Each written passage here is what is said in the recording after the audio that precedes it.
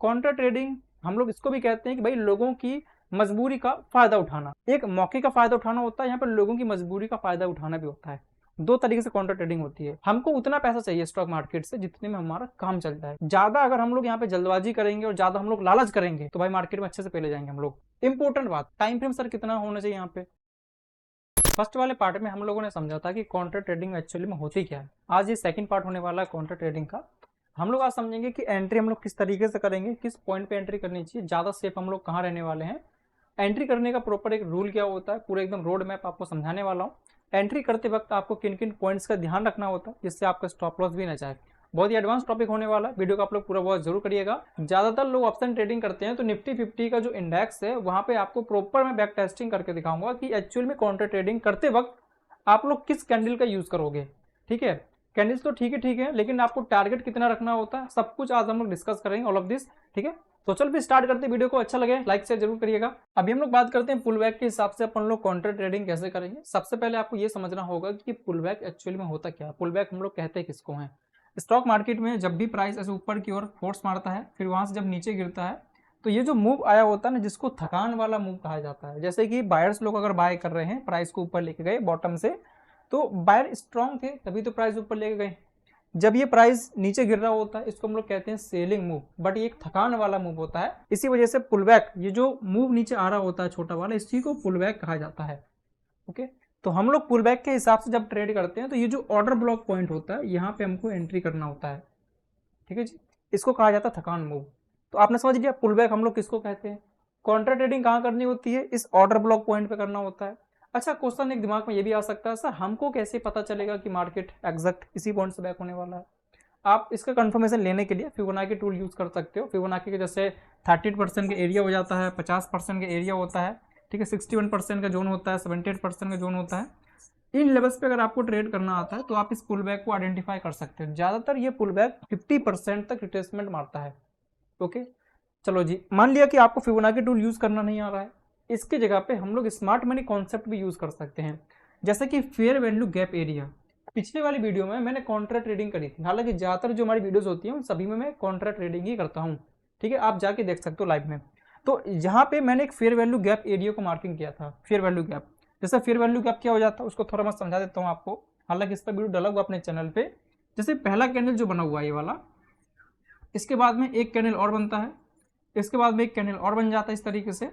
So first candle को अपने को आइडेंटिफाई करना होता है एंड जो थर्ड कैंडल होता है इसको अपने को फोकस करना है। थर्ड कैंडल का हाई पॉइंट, फर्स्ट कैंडल का लो पॉइंट। ठीक है, जब प्राइस नीचे गिर रहा होता है मैं उसकी बात कर रहा हूँ।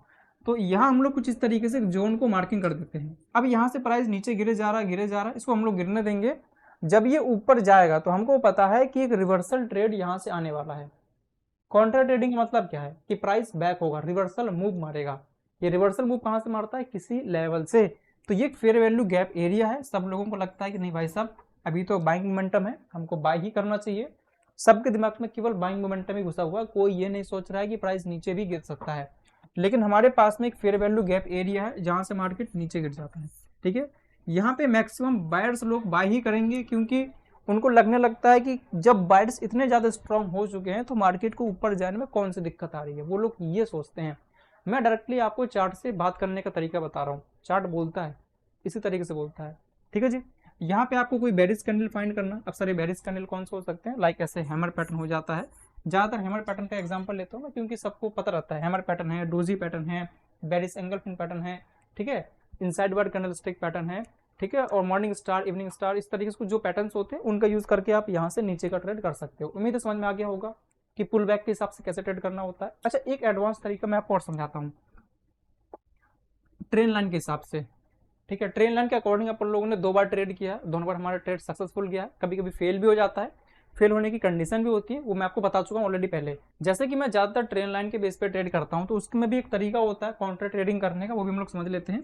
ये जैसे मार्केट बुलिश मोमेंटम करते हुए ऊपर जा रहा है, ये थोड़ा कलर मैं चेंज कर लेता हूँ।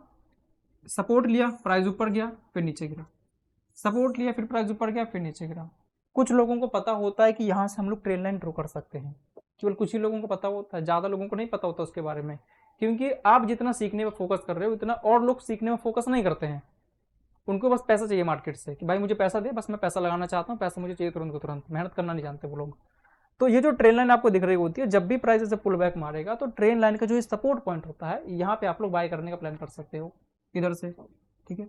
अब सर यहाँ पे काउंटर ट्रेडिंग कैसे हो गई, जबकि मैंने बोला था कि काउंटर ट्रेडिंग का मतलब होता है कि उल्टी सोच उल्टी खोपड़ी, ठीक है, काउंटर ट्रेडिंग कहलाती है। तो यहाँ से जब प्राइस नीचे गिरता है, सब लोग सोचते हैं कि नहीं अब तो नीचे ही जाएगा, लेकिन उन महारथियों को नहीं पता है कि नीचे से एक ट्रेंड लाइन भी आ रही है। ट्रेंड लाइन मोस्ट इंपोर्टेंट एक सपोर्ट रेजिस्टेंस का काम करती है, ठीक है जी। ये एक सपोर्ट रेजिस्टेंस एक तरीके से, जब तक ट्रेंड लाइन के ऊपर है मार्केट एक सपोर्ट की तरह काम करने वाला, ट्रेंड लाइन के नीचे तो रेजिस्टेंस की तरह काम करने वाला। हालांकि इसका पैरामीटर्स थोड़ा चेंज होता है, जब ट्रेंड लाइन के नीचे मार्केट होता है उस टाइम अपने को ऐसे लगाना होता है ट्रेंड लाइन को, इस तरीके से कुछ ऐसा कुछ, ठीक है ना। जब ट्रेंड लाइन के नीचे आता है मार्केट तो हम यहाँ पे मार्केट को नीचे नहीं कर सकते, ये गलत तरीका है, ओके। अब यहाँ से अपने को बाय करने का प्लान कर रहा है, यहाँ से हम लोगों ने इधर से एंट्री करी है।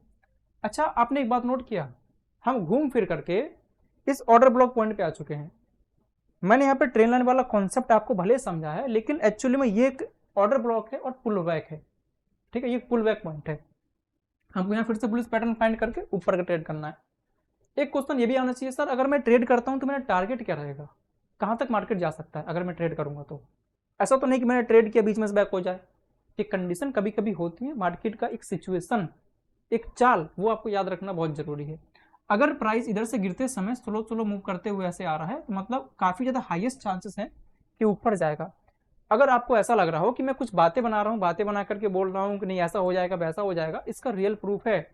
आप मेरे चैनल पर जाइएगा, 2-3 दिन पहले ही मैंने ट्रेंड लाइन के बेस पर 2 बार ट्रेड लिया है और मैंने बताया भी ट्रेंड लाइन सक्सेसफुल भी होता है और ये फेल हो जाता है, सभी कंडीशन मैंने बता रखी है, वो भी एक काउंटर ट्रेडिंग ही है, लाइव भी मैंने करके दिखाया था 975 क्वांटिटी के साथ में। सो यहाँ से अपना ट्रेड बनता है टारगेट पॉइंट, ये स्विंग का हाई रहने वाला, जहां से मार्केट में गिरावट आने स्टार्ट हुई थी वही अपना टारगेट पॉइंट रहेगा। और जैसे प्राइस इसका ब्रेकआउट करेगा वहां से मार्केट फिर से नीचे गिर जाएगा। हम ट्रेंड लाइन को पूरी तरीके से यहाँ पर डिस्कस नहीं कर सकते, क्योंकि ज्यादा डिस्कस करूंगा तो वीडियो काफी ज्यादा बड़ा हो जाएगा। बस मैंने एक कॉन्सेप्ट आपको बता दिया कि ट्रेंड लाइन के हिसाब से यहाँ से ट्रेड किया जाता है। ट्रेंड लाइन के बारे में अगर आप डिटेल से पढ़ना चाहते हो, कब फेल होता है कब सक्सेसफुल होता है, कमेंट बॉक्स में बताइएगा, इस पर अपना वीडियो आने वाला चैनल पे, ठीक है। अगर कमेंट करोगे तो ही आएंगे। इस वीडियो के लिए टारगेट है 200 लाइक का, 200 लाइक अगर आ जाते हैं तो आपके लिए बहुत अमेजिंग एक स्ट्रेटजी यहाँ पे मैं बताऊंगा। अब मैं थोड़ा समझाता हूँ आपको सपोर्ट रेजिस्टेंस के हिसाब से कैसे ट्रेड अपने को करना होता है। कॉन्ट्रैक्ट ट्रेडिंग की बात कर रहा हूँ मैं, ठीक है। Support resistance, S for support, R for resistance, ठीक है, सिंपल शॉर्ट फॉर्म है। ये अपने पास में एक रेजिस्टेंस लेवल है, मोस्ट इंपॉर्टेंट है। नाम भी चलो आपको बता देता हूँ कि कौन सा लेवल है, जैसे कि लाइक साइकोलॉजिकल लेवल हो गया। साइकोलॉजिकल लेवल एक मोस्ट इंपॉर्टेंट लेवल माना जाता है, निफ्टी 50 के अंदर है 25,500 का एक साइकोलॉजिकल लेवल है, जहां से प्राइस के बैक होने के काफी ज्यादा चांस होते हैं। साइकोलॉजिकल लेवल पे अपने एक अलग से वीडियो एक बन सकता है, ठीक है ना, इस पे ट्रेड करने का अपने एक अलग ही स्ट्रेटजी है। बट काउंटर ट्रेडिंग अपन लोग बात करते हैं अभी।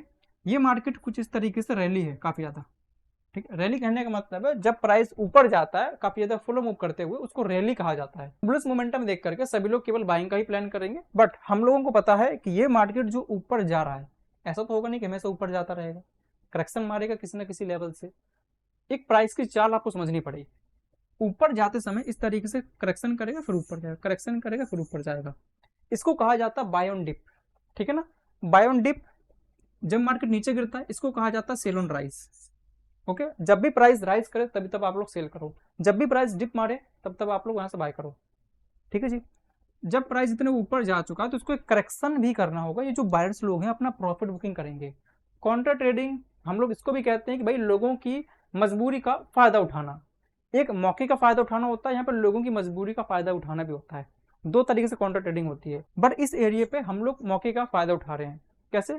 जब ये बायर्स लोग अपनी पोजीशन को एग्जिट करेंगे तो प्राइस वहां से नीचे गिरेगा। अब ऐसा नहीं कि उल्लू की तरह मूर्खों की तरह यहाँ पे हम लोग ट्रेड कर लें तुरंत कूद के कि हाँ भाई लेवल है, क्योंकि ज्यादातर ये भी होता है कि किसी भी लेवल का ब्रेकआउट भी हो जाता है। हम ये नहीं कह सकते कि मोस्ट इंपोर्टेंट लेवल है तो मार्केट रेजिस्टेंस लेकर के नीचे गिर ही जाएगा। एक किसी भी पार्टिकुलर लेवल से कुछ भी हो सकता है, ठीक है। रिएक्शन पे उसका एक्शन पता होना जरूरी है। इधर आप लोग कोई भी बेरिश एंगल पिन पैटर्न को आइडेंटिफाई करोगे, या प्राइस इस लेवल का ब्रेकआउट करने के बाद में थोड़ा टाइम स्पेंड करेगा इस तरीके से, जब रुकने लगता है ना तो वहां पे लोग फंस जाते हैं। ब्रेकआउट करने के बाद में यहाँ से आप सेलिंग का प्लान कर सकते हो। हाँ, अब सर कितना नीचे तक गिर सकता है ये? ऐसा तो है नहीं कि आप अगर ट्रेड कर रहे हो तो एकदम नीचे गिर ही जाएगा, पूरा नहीं हो सकता। हमको ये देखना होगा रिसेंटली स्विंग जिसका इसने ताजा ताजा भी ब्रेकआउट किया है, वो स्विंग इसका कौन सा है। मिस पुल बैक की बात कर रहा हूँ, जहां से इसने लास्ट पुल बैक मारा होगा उधर तक अपन लोग एक सेलिंग का प्लान कर सकते हैं। जो चीज़ मैं आपको यहाँ बता रहा हूँ, इन्हीं चीज़ को हम चल के आपको दिखाने भी वाला हूँ कि मार्केट में ये चीज़ एक्चुअली में कैसे काम करती है चार्ट में। पहले आप कॉन्सेप्ट समझो इधर। अगर आपको कॉन्सेप्ट समझ में नहीं आएगा, मैं आपको तुरंत बैक टेस्टिंग में लेकर के चला गया तो देखने में तो अच्छा लगेगा आपको, दिमाग में कुछ नहीं घुसने वाला है। ठीक है, ये डायग्राम आप लोग थोड़ा अंडरस्टैंड करिए। तो इस तरीके से आप सपोर्ट रेजिस्टेंस के हिसाब से ट्रेड कर सकते हैं। इसको कहा जाता है ओवरबाउट एरिया। जब ज्यादा से ज्यादा लोग बाय का प्लान करते हैं वहां से प्राइस बैक होता है। ठीक है, अब थोड़ा हम सपोर्ट की बात कर लेते हैं। सेम कॉन्सेप्ट सपोर्ट पे भी अप्लाई होता है इस तरीके से, कुछ कोई भी लेवल हो सकता है, ये कोई भी लेवल अपना मतलब स्ट्रांग होना चाहिए, ऐसा नहीं कि रैंडम तरीके से ड्रॉ कर दिया, स्ट्रांग लेवल होना चाहिए। जब प्राइस काफी नीचे गिर जाएगा तो ये सभी जो सेलर्स लोग होते हैं ना, ये सेलर जब अपनी पोजीशन को एग्जिट करेंगे तो इनका जो सेलिंग ऑर्डर है ये बाय ऑर्डर में जाके कन्वर्ट हो जाएगा। ठीक है, कुछ हद तक तो प्राइस यहाँ से बैक होगा ना, कुछ हद तक तो बैक होगा भाई। मैं नहीं कह रहा कि आप अगर एंट्री करोगे तो पूरे यहाँ तक चला जाएगा मार्केट, ऐसा नहीं सोचना। हमको उतना पैसा चाहिए स्टॉक मार्केट से जितने में हमारा काम चल जाए। ज्यादा अगर हम लोग यहाँ पे जल्दबाजी करेंगे और ज्यादा हम लोग लालच करेंगे तो भाई मार्केट में अच्छे से पहले जाएंगे हम लोग। ठीक है, तो जब ये लोग अपनी पोजीशन को एग्जिट करेंगे तो प्राइस थोड़ा बहुत ऐसे रिट्रेसमेंट मारेगा। अपने कैपिटल के हिसाब से जो पैसा हमने मार्केट में लगाया हुआ है उसका 7 से 8% तक अपने को प्रॉफिट यहाँ बनता हुआ दिख जाएगा। ठीक है, 7-8% अगर मिल रहा है तो आप लोग लेके निकल जाओ। हाँ, मैं ये नहीं कह रहा कि केवल 7 ही 8% मिलेगा, मिलने के लिए 15%, 20%, इससे प्लस में भी आप लोग जा सकते हो। ठीक है, वो सिचुएशन डिपेंड करती है मार्केट की। बट इधर से प्राइस बैक हो जाता है। आपने कई बार देखा भी होगा कि प्राइस पूरे नीचे गिरता होता है, मैं उल्टा ट्रेड कर देता हूँ, प्राइस ऊपर जा रहा होता है मैं नीचे का ट्रेड कर देता हूँ। इस तरीके से कुछ वीडियो डली हुई है मेरे चैनल पे लाइव ट्रेड वाली, जिसमें मैं डिजिटल बोर्ड में आपको ट्रेड करके दिखाया हुआ हूँ। ठीक है जी, जाकर देख लेना। चलो अब थोड़ा हम लोग और एडवांस तरीके से चलते हैं। सेकंड टॉपिक है ब्रेकआउट को लेकर के। जब प्राइस ब्रेकआउट करता है वहां से हम लोग कॉन्ट्रा ट्रेडिंग कर सकते हैं। अब आप लोगों के दिमाग के अंदर ये ख्याल आना चाहिए, जब सर प्राइस ब्रेकआउट कर चुका है तो प्राइस रिवर्सल कैसे मारेगा, इसका पता हम लोग कैसे लगाएंगे कि ब्रेकआउट फेल होने वाला है या फिर ब्रेकआउट जो भी प्लान दिखाना तो समझ लेते अपन लोग। ये हमारे पास में एक लेवल है। ठीक है, ब्रेकआउट फेल होने की कंडीशन बता रहा हूं मैं अभी। ठीक है जी, प्राइस ऊपर गया, लोगों ने बाय किया, तभी तो मार्केट ऊपर गया है ना। कोई स्टॉक है 100 वाला, इस 100 से 200 के आसपास पहुंच जाता है तो बायर के अंदर काफी ज्यादा स्ट्रेंथ थी, इसी वजह से मार्केट ऊपर चला गया। यहाँ अगर मैं कैंडल्स की बात करूँ तो काफी स्ट्रॉन्ग कैंडल आपको बनती हुई दिख सकती है इस तरीके से। स्ट्रॉन्ग कैंडल मतलब डिमांड बढ़ती हुई और कुछ हद तक फिर डिमांड यहाँ से कम होने लगती है, ऐसे करते करते डिमांड कम हो जाती है। मैंने यहाँ ग्रीन कैंडल स्टिक बनाए हुए हैं, बट जरूरी नहीं है कि मार्केट में ग्रीन कैंडल ही आपको बनते हुए दिखेंगे पूरे, क्योंकि ऊपर जाते समय कुछ बीच में रेड कैंडल बनेंगे, कुछ ग्रीन कैंडल बनेंगे। ठीक है, लेकिन जब कैंडल ब्रेकआउट करेगी तो तुरंत आपको वहां पर ट्रेड नहीं करना है। ब्रेकआउट होने के बाद में आपको सोचना है कि मैक्सिमम टाइम पर ब्रेकआउट फेल हो ही जाता है। ब्रेकआउट हो, प्राइस थोड़ा यहाँ पर रुके, इसके बाद में अगेन नीचे के लिए ब्रेकडाउन कर दे।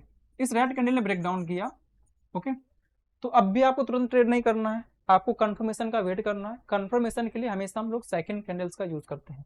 सेकंड कैंडल आके ऐसे कंफर्म करेगी तो मार्केट नीचे जाएगा। यहाँ पे कोई बेरिश कैंडलस्टिक पैटर्न भी बन सकता है। आपको कैंडलस्टिक की नॉलेज होना बहुत ज्यादा जरूरी है। आपको अगर नहीं पता कि सर बेसिक कैंडलस्टिक पैटर्न क्या होती है, कैंडलस्टिक की साइकोलॉजी क्या होती है, इस पर वीडियो डला हुआ अपने चैनल पे, आप लोग जाकर देख लीजिएगा। हर एक कैंडल की मैंने साइकोलॉजी बता रखी है कि कोई भी कैंडल कैसे बनता है, बनने से पहले आप लोग कैसे पहचान सकते हो कि अगर 1 मिनट के अंदर ये कैंडलस्टिक बन रही है तो 2 मिनट के अंदर कौन सी कैंडल बन रही होगी, आप खुद में खुद पता लगा सकते हो। ठीक है, जाकर देख सकते हो, प्लेलिस्ट बना हुआ मेरे चैनल पर बिगिनर टू एडवांस करके। ठीक है, देख लेना। तो इस तरीके से हम लोग ब्रेकआउट को फेल होने का पता लगा सकते हैं। ब्रेकआउट होने के बाद में कैंडल जब दोबारा उसी लेवल के नीचे घुस जाए, इंपॉर्टेंट बात, टाइम फ्रेम सर कितना होना चाहिए यहाँ पे, आप 5 मिनट टाइम फ्रेम यूज कर सकते हो अगर ब्रेकआउट फेल को पता लगाना है तो। ठीक है, 5 minute time frame, 5 minute time frame हो सकता है, और कुछ लोग यहाँ पे 15 मिनट टाइम फ्रेम यूज करते हैं, बट ये 15 मिनट टाइम फ्रेम काफी बड़ा हो जाता है। हम 5 मिनट टाइम फ्रेम देखेंगे जरूर कैंडलस्टिक को फाइंड करने के लिए, लेकिन जब हम एंट्री करते हैं उस वक्त हम लोग 1 मिनट टाइम फ्रेम के अंदर चले जाते हैं। अब ऐसा सर मैंने क्यों बोला कि 1 मिनट के अंदर हमको जाना है, स्टॉप लॉस मोस्ट इंपोर्टेंट होता है ट्रेड करते टाइम पे।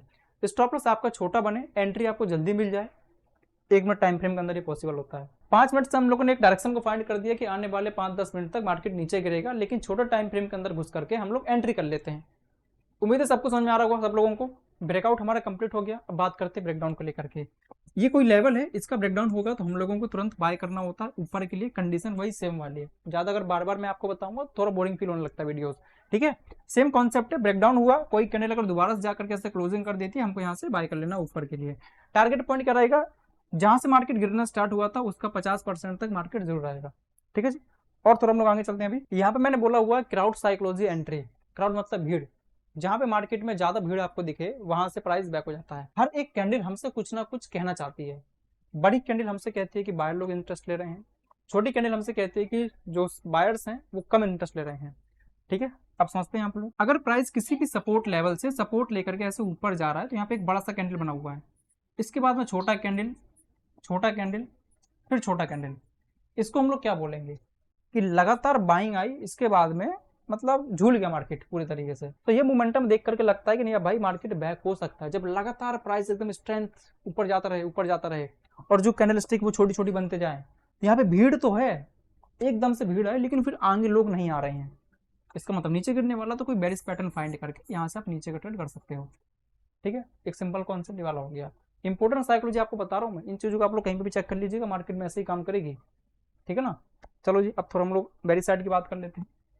अब जब प्राइस नीचे गिर रहा होता है, बड़ा ऐसे कैंडल बना करके किसी भी रेजिस्टेंस लेवल से, मतलब बड़े से छोटा कैंडल ऐसे बनता जाता है, तो 4-5 अगर ऐसी कैंडल बन जाती हैं तो सब लोग सोचेंगे नहीं अब तो नीचे गिर गया प्राइस, लेकिन नीचे नहीं गिरता है, वहां से उसके बैक होने के चांस होते हैं। जब सेलर यहाँ पे इंटरेस्ट नहीं ले रहे हैं तो इनके अपोजिट कौन इंटरेस्ट लेगा, बायर इंटरेस्ट लेगा, तो प्राइस दर से बैक हो जाता है ऊपर के लिए।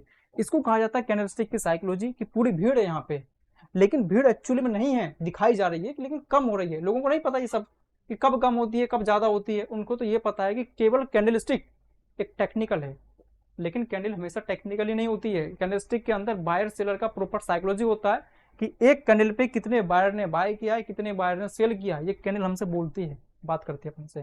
ठीक है, हम लोग थोड़ा अभी और आगे चलते हैं। पिछले वाली क्लास में भी मैंने वॉल्यूम को डिस्कस किया था, थोड़ा बहुत बताया था कि वॉल्यूम काफी ज्यादा इंपॉर्टेंट होता है, तो वही कॉन्सेप्ट यहाँ पे अप्लाई होने वाला। एक बार थोड़ा सा रिपीट कर देता हूँ। पुल बैक या ट्रैप एंट्री तभी मार्केट में काम करेगी जब वॉल्यूम सपोर्ट करेगा, जैसे प्राइस ऊपर गया और नीचे गिर गया इस तरीके से, जब भी करेक्शन कर रहा होता है, ये जो ऑर्डर ब्लॉक पॉइंट इधर बनता है, तो यहाँ पे ना वॉल्यूम काफी बड़ा बनना चाहिए। अचानक से एक बड़ा वॉल्यूम बन जाना अपने को दिखाता है कि यहाँ पे ज्यादा ट्रांजैक्शन हुए हैं। प्राइस को हिडन किया जा सकता है बट वॉल्यूम को छुपाया नहीं जा सकता है। ठीक है ना, वॉल्यूम प्रॉपर एक डाटा होता है। आप देख लो लगातार वॉल्यूम काफी छोटे छोटे बन रहे हैं, ऐसे छोटे छोटे वॉल्यूम बन रहे हैं, छोटे छोटे ऐसे आपने देखोगे नीचे ऐसे थोड़ा पिरामिड टाइप में बने होते हैं, पहाड़ जैसे। तो सोचने वाली बात ये होती है, हमको तो पता है कि इस पुल बैक से प्राइस ऊपर जाएगा, लेकिन एग्जैक्ट उसी वक्त यहाँ पे बड़ा सा वॉल्यूम क्यों बन गया। जिस टाइम पे यहाँ पे ऐसे हैमर पैटर्न बना होगा लाइक कुछ तरीके से, सो मैं ग्रीन कर लेता हूँ। ठीक है, ऐसे कंफर्मेशन मिल गया, तो जिस टाइम इस कैंडल ने कंफर्म किया उसी टाइम पे ये वॉल्यूम इतना बड़ा क्यों बन गया अचानक से। यहाँ अगर 5 मिनट टाइम फ्रेम आप लोग नोट करोगे तो काफी अच्छे तरीके से काम करने वाला। 5 मिनट टाइम फ्रेम की बात कर रहा हूँ मैं। 1 मिनट टाइम फ्रेम के अंदर वॉल्यूम इतना एक्यूरेट नहीं होता है, वॉल्यूम हमेशा बड़े टाइम पे देखा जाता है, छोटे टाइम फ्रेम पे वॉल्यूम नहीं देखते हैं क्योंकि वहां पे ट्रैपिंग होने के चांस ज्यादा होते हैं। तो इधर से आप लोग फास्ट एंट्री कर सकते हो। तो उम्मीद है इतना क्लियर हो गया होगा कि वॉल्यूम काफी ज्यादा इंपॉर्टेंट रोल निभाता है। बात करते हैं रिस्क मैनेजमेंट के बारे में। ये बहुत ही इंपॉर्टेंट टॉपिक होता है कॉन्ट्रा ट्रेडिंग के अंदर, क्योंकि आप उल्टी ट्रेडिंग कर रहे हो, आप उल्टा गेम खेल रहे हो, दुनिया के अपोजिट चल रहे हो, तो रिस्क काफी ज्यादा यहाँ पे। तो हमेशा अपने को स्टॉप लॉस लगा के चलना होता है, बिना स्टॉप लॉस के कोई ट्रेड नहीं होने वाला है, भले ही कितना अच्छा सेटअप यहाँ पे क्यों ना बन रहा हो। स्टॉप लॉस हमेशा फिक्स करके रखो, क्या पता अचानक से एक अपोजिट मोमेंटम आ गया तो फिर आपका तो पैसा ही खत्म हो जाएगा ना। तो जब स्टॉप लॉस फिक्स कर देंगे, अगर मार्केट जाएगा हमारे डायरेक्शन में तो ज्यादा मिलेगा, गिरेगा तो कम मिलेगा। अगर उल्टा जाएगा हमारे तो केवल छोटा सा लॉस होने वाला है, लेकिन डायरेक्शन में गया तो बड़ा प्रॉफिट होने वाला है। इसलिए कहते हैं हमेशा रिस्क मैनेजमेंट करके रखो। 1:2 का टारगेट बोलते हैं लोग लेने के लिए, लेकिन मैं नहीं कहूंगा कि आप 1:2 का टारगेट लो। आप हमेशा 1:1.5 के आसपास ले सकते हो। ठीक है, क्योंकि ये एकदम सेफ टारगेट माना जाता है कि अगर आप ट्रेड करते हो 1:2 के हिसाब से तो मार्केट को पता होता है कि आपका 1:2 कहाँ पे जाके कैलकुलेट हो रहा है। आप कॉन्ट्रा ट्रेडिंग कर रहे हो, एक ऑपरेटर को पता है कि कुछ लोग कॉन्ट्रा ट्रेडिंग कहाँ से स्टार्ट करते हैं, किस लेवल से करते हैं। जैसे एक सपोर्ट पॉइंट है वाला ना, अगर आप यहाँ पे हैमर पैटर्न फाइंड करके ट्रेड कर रहे हो तो इधर से इधर तक आपने अपने स्टॉप लॉस को मेजरमेंट कर लिया कि हाँ भैया 10 पॉइंट का स्टॉप लॉस है, इसके हिसाब से 20 पॉइंट का टारगेट आपका कहीं इधर हो गया, तो पता है 20 पॉइंट का टारगेट हिट नहीं करेगा वो। मार्केट आपके साइकोलॉजी डिस्टर्ब करने के लिए कुछ पॉइंट पहले ही बैक होने लगेगा। इसलिए बोलता हूँ कि 1:1.5 के आसपास आप लेके चलिए, आपका ठीक ठाक प्रॉफिट बन जाएगा। कॉन्ट्रा ट्रेडिंग को लेकर के यही केवल सिंपल सा कॉन्सेप्ट था जो मैंने आपको समझा दिया अभी। अगर आप लोग चाहते हो सर मैं लाइव में ट्रेड करके दिखाऊं, तो पिछले वाला मेरा जो वीडियो मैंने अपलोड किया था ट्रेड वाला फ्राइडे वाले दिन, आप उसको जाकर देख सकते हो। वहां मैंने कॉन्ट्रा ट्रेडिंग ही करी थी। प्राइस ऊपर जा रहा था लेकिन मैंने क्या किया, ऊपर का ट्रेड नहीं किया था, मैंने ऊपर से नीचे का ट्रेड किया। सब कुछ लाइव में हो रहा था, मैं आपको बता भी रहा था कि मार्केट जब इधर से उठ करके इस लेवल तक पहुंच जाएगा तो मैं एक सेलिंग का प्लान करने वाला हूं, और मैंने सब कुछ आपके सामने किया था। ठीक है, वहां मैंने प्रॉपर एक्यूरेट तरीके से आपको समझा रखा है। आपको पता भी होगा जितनी मेरी ज्यादातर जो वीडियोस होती हैं उन सभी में मैं कॉन्ट्रा ट्रेडिंग ही करता हूँ। ठीक है, आप लोग जाके जरूर देखिएगा। देखो जी वीडियो तो अपना एंड हो चुका है, लेकिन जाते जाते छोटा सा एक सजेशन है आप लोगों के लिए। ये जो कॉन्ट्रा ट्रेडिंग है ना, ऐसा है कि भाई फास्ट ट्रेंड में उल्टा बैठ जाना। ठीक है जी, अगर डिसिप्लिन आप लोग फॉलो करेंगे तो मार्केट आपको प्रॉफिट देगा। डिसिप्लिन अगर आपने फॉलो नहीं किया तो मार्केट आपको चाय तो नहीं पिलाएगा, लेकिन चांटा जरूर पेल देगा अच्छे तरीके से। इसलिए कहते हैं कि हमेशा डिसिप्लिन के जरिए काम करिएगा। डिसिप्लिन नहीं तो मार्केट में कुछ भी नहीं। ओके, डिसिप्लिन कंट्रोल नहीं कर पाते हो तो इस पर वीडियो डला हुआ हमारे चैनल पर, जाकर देख लेना थोड़ा बहुत। नेक्स्ट वीडियो आपको किस टॉपिक पर चाहिए कमेंट बॉक्स में जरूर बताइएगा। तब तक के लिए sir Jai Hind, take care, tata, bye bye.